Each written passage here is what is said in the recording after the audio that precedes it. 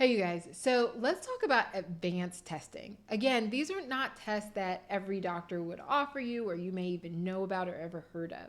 But they are tests that I do think can be really helpful, particularly if you're trying to get a bigger picture of what's going on with your health. So let's talk, we're going to talk about 4 tests. Let me just go through them with you really quick. So we'll talk about nutritional testing, we'll talk about comprehensive hormone testing or urine hormone testing.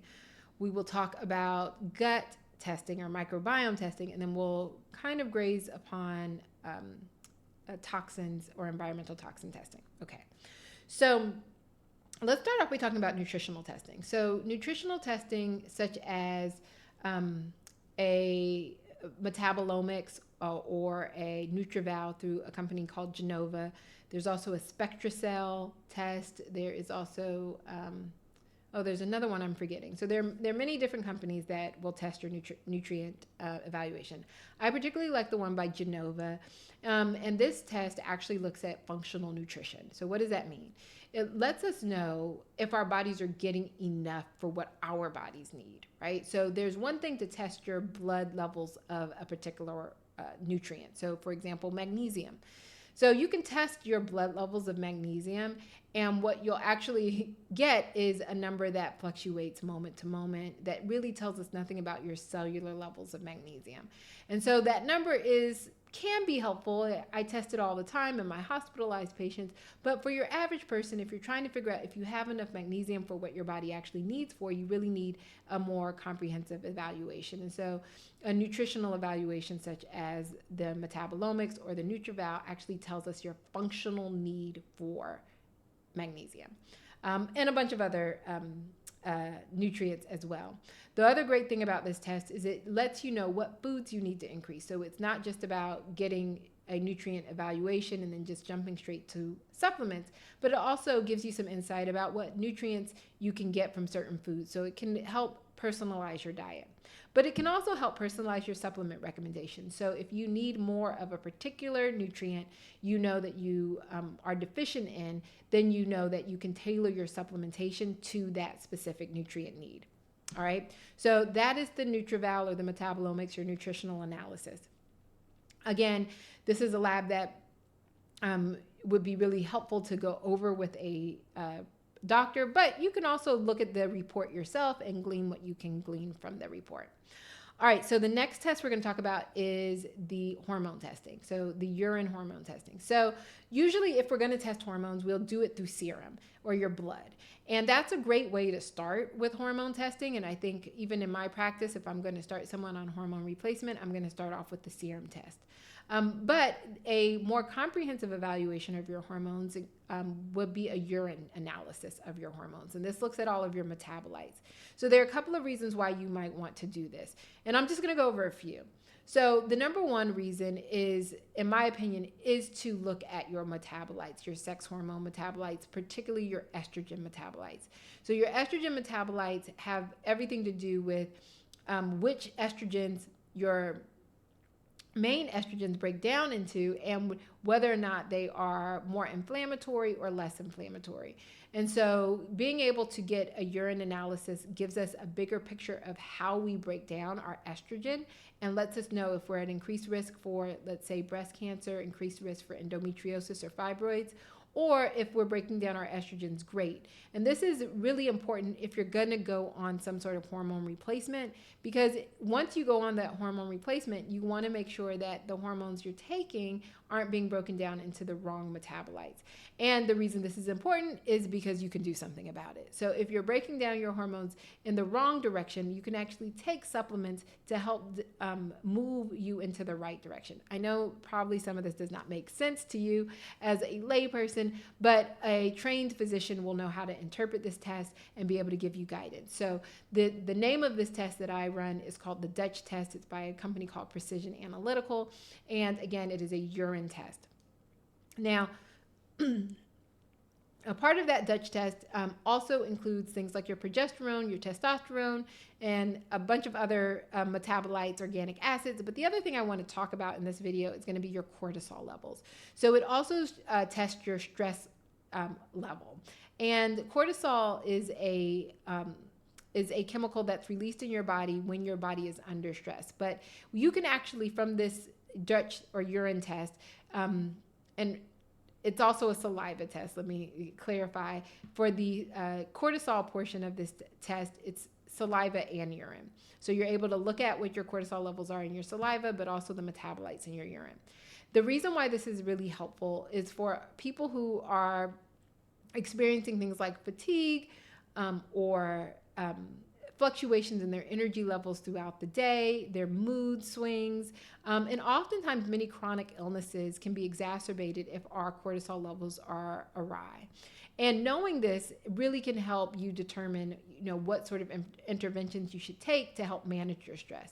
Now, there isn't like a magical pill that you take if you're stressed. Many of the interventions, if your stress levels are off, are going to be things that you've probably heard of, but may not actually incorporate into your life. And the reason why I love doing cortisol tests is because it's really a great motivator when somebody sees that their cortisol levels are in the pits and they're not producing enough cortisol, or they're making astronomical amounts of cortisol and they're feeling wired and tired. It really gives some validation to what you're feeling, but it also lets you know, hey, there's something I need to do.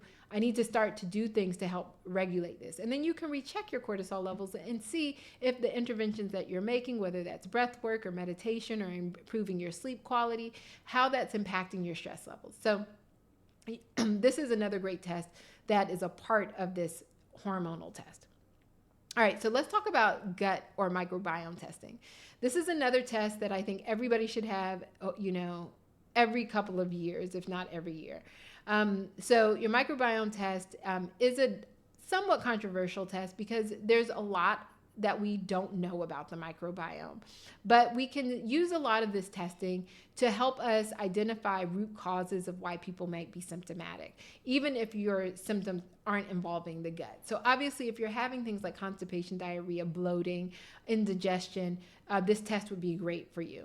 But even if you're having metabolic issues, you're having difficulty losing weight, if you are having memory issues, if you're having skin issues, then this test can also be really helpful. And so one of the things that this test will look for are pathogens. So these are bacteria, viruses, or protozoa, or any bug that could be causing problems or wreaking havoc. And it doesn't mean that this bug that you may find is causing an overt disease. It just means that there may be an imbalance. And so eradicating a bug that doesn't belong there is going to help with your overall symptoms. The other thing that this test looks at is what we call dysbiosis. Again, this has to do with the balance of the bacteria in your body. So if you have too much or too little of a particular bacteria, it can also cause problems. Another thing that you can do with some tests and not others is to look at leaky gut. So is your gut letting in proteins and chemicals that they shouldn't, right? Because your gut should be a barrier. And I can go a lot deeper into this, but not in this video. So if you're interested in this, and watch some of my videos on gut health. But we like to know if there's some dysbiosis, leaky gut, any of those things can also be determined. Other things in this test can look for enzyme needs. So do you need more digestive enzymes? Are you having increased inflammation in your intestinal system? So there are labs that look at your intestinal inflammation. It can also be a good marker of tracking certain autoimmune diseases like Crohn's and ulcerative colitis. So this test can be very helpful in identifying a slew of different symptoms and disease processes. And so it should be a test that you should at least get once and possibly more to see what's going on in your intestinal system. All right, so the last test I want to talk about is a functional test that I do sometimes, but so it's not something I do in everyone, but I do think if cost were no issue, I would run it on everyone, which is a environmental toxin. The reason this is important is because so many of us don't know about the environmental toxins that we're exposed to, and we don't have a specific, a good enough understanding of the impact of each and every toxin that we're exposed to. So for example, there are toxins in our personal care products like our shampoos, the lotions, makeup, and just other things that we put on our skin that we're absorbing, that if you were to talk to your average toxicologist, they would say, oh, there's such low levels of this, you don't need to worry about it.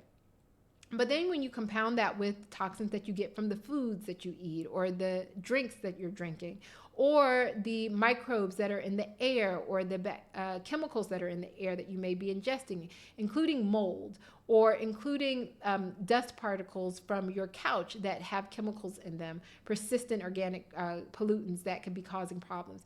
Talking about chemicals that can be found in non-organic foods like glyphosate, or things that you may be exposed to from drinking out of a plastic water bottle, such as BPA. There are all these toxins that we're exposed to in our environment, and by themselves, they may not cause a problem. But when you think about all of these toxins building upon one another, and if you're having symptoms of weight problems or infertility or hormonal imbalances, the reason could be because of these toxins. Now, what's the value of the test in and of itself?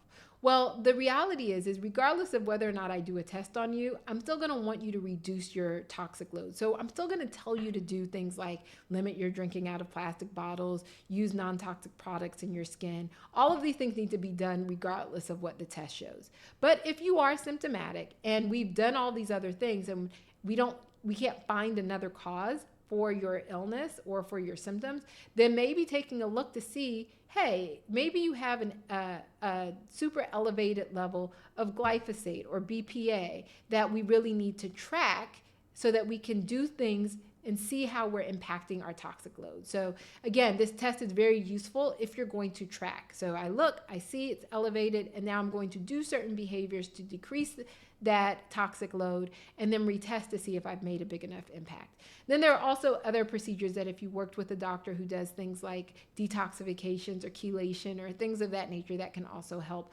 remove these toxins out of your body, that may also be a reason to do some testing. So these are the 4 major tests. There are tons of other tests that can be done, but these are the top 4 that I think the average person may want to get periodically throughout their life, and particularly if they want to get a baseline, and again, if they want to track the interventions that they're doing to see how they're impacting their lab levels. So I hope this was helpful.